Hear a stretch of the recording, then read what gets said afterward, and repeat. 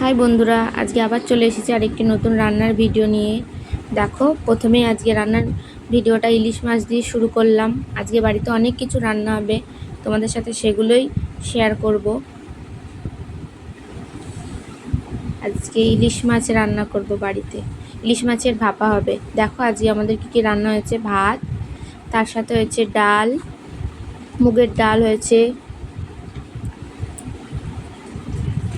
আর পটল ভাজা হয়েছে, বেগুন ভাজা হয়েছে, তার সাথে কাঁচা লঙ্কা ভাজা করা হয়েছে। গরম ভাতে বেগুন ভাজা মেখে তার সাথে কাঁচা লঙ্কা মেখে খেতে খুব সুন্দর লাগে। তোমরাও খেয়ে দেখবে, তোমাদেরও খুব ভালো লাগবে। আর দেখো, রান্না হয়েছে পটল চিংড়ি।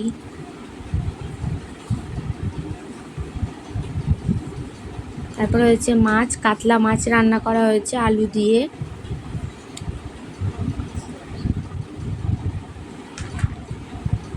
আলু দিয়ে কাতলা মাছ। আর এই দেখো, আমি রান্না করছিলাম তখন আমার দেওর এসেছিল।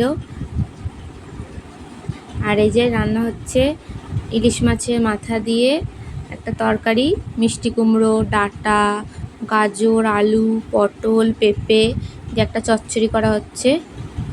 এই যে রান্নাটা হয়ে গেছে। ইলিশ মাছের মাথা দিয়ে যে কোনো সবজি খেতে খুবই সুন্দর লাগে। তোমরাও জানো, তোমরাও তো এরকমভাবে খেয়েছো কোনো সবজি ইলিশ মাছের মাথা দিয়ে রান্না করে। আর দেখো, সবার লাস্টে হচ্ছে আজকে স্পেশাল মেনু ইলিশ মাছের ভাপা। আজকের রেসিপিগুলো তোমাদের কেমন লাগলো জানিও। টাটা।